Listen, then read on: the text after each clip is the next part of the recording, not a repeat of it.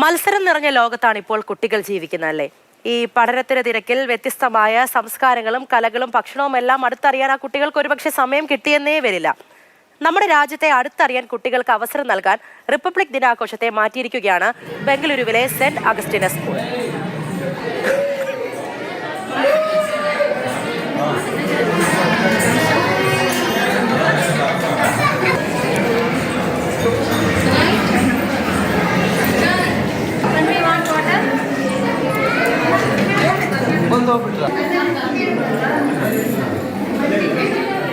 കൂടുതൽ വിശദാംശങ്ങൾ KB ശ്രീധരൻ നമുക്ക് പറഞ്ഞുതരും. ശ്രീധരൻ, ശരിയാണ്, എല്ലാ വർഷവും റിപ്പബ്ലിക് ദിനമൊക്കെ ആയാൽ നമ്മൾ ഈ പതാക ഉയർത്തുന്നു, നമ്മുടെ സംസ്ഥാനങ്ങളിൽ ജില്ലാ തലത്തിലുള്ള ഈ പരേഡുകൾ കാണുന്നു, നമ്മൾ TV-ക്ക് മുന്നിലിരുന്ന് രാജ്യ തലസ്ഥാനത്തെ ആ വലിയ പരേഡുകൾ കാണുന്നു. ഇതിനപ്പുറത്തേക്ക് ഒന്നുമില്ല. എവിടെയെങ്കിലും ചിലയിടത്തും അതുമായി അനുബന്ധിച്ച് ചില പരിപാടികളൊക്കെ സ്കൂൾ തലങ്ങളിൽ അല്ലെങ്കിൽ മറ്റ് മത്സരങ്ങളൊക്കെ നടത്തുന്നു എന്നതിനപ്പുറത്തേക്ക് നമ്മുടെ രാജ്യത്തെ തിരിച്ചറിയാൻ വേണ്ടിയിട്ട് എന്തെങ്കിലും ചെയ്യുന്നുണ്ടോ എന്ന് ചോദിച്ചാൽ ഇല്ല എന്ന് തന്നെയാണ് ഉത്തരം.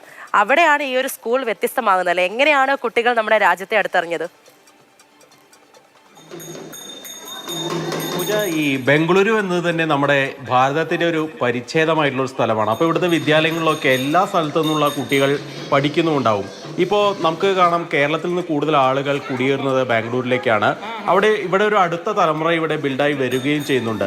അതുകൊണ്ട് തന്നെ ഈ കുട്ടികൾക്ക് കേരളവുമായി യാതൊരു ബന്ധം സാധാരണഗതിക്ക് ഉണ്ടാകുന്നില്ല. കേരളത്തിൻ്റെ സംസ്കാരമോ ഭാഷയോ അവിടുത്തെ ജീവിത രീതികളെക്കുറിച്ചൊന്നും യാതൊരു വിധത്തിലുള്ള അറിവും കുട്ടികൾക്കുണ്ടാവില്ല. ഇത് തന്നെയാണ് മറ്റ് സംസ്ഥാനങ്ങളിലെയും അവസ്ഥ.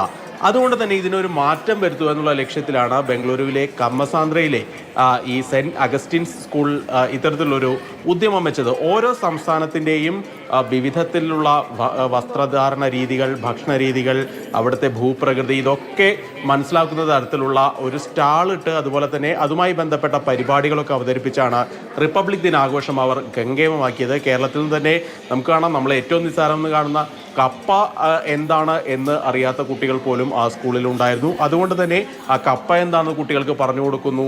അതുപോലെ കേരളത്തിൻ്റെ കലാരൂപങ്ങൾ എന്താണെന്ന് പറഞ്ഞു കൊടുക്കുന്നു, ഭൂപ്രകൃതി എങ്ങനെയാണ് പറഞ്ഞു കൊടുക്കുന്നു.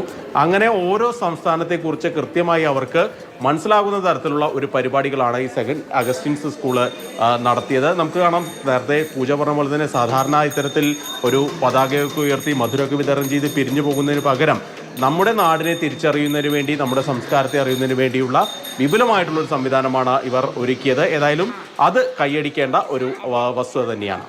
തീർച്ചയായും. ഈ ആദ്യം പറഞ്ഞതുപോലെ തന്നെ ഈ തിരക്കിനിടയിൽ ഇങ്ങനെ ഓടുകയല്ലേ, പഠനത്തിന്റെ ഭാരം കാരണം കുട്ടികൾക്ക് ഇതൊക്കെ അറിയാൻ എപ്പോഴാണ് സമയം. പക്ഷേ അറിയാനുള്ള ഇങ്ങനെയുള്ള അവസരങ്ങൾ അത് പാഴാക്കരുത്. ഓരോ സ്കൂളും മാതൃകയാക്കാവുന്ന ഒരു കാര്യം തന്നെയാണ്. ശരി ശ്രീധരൻ.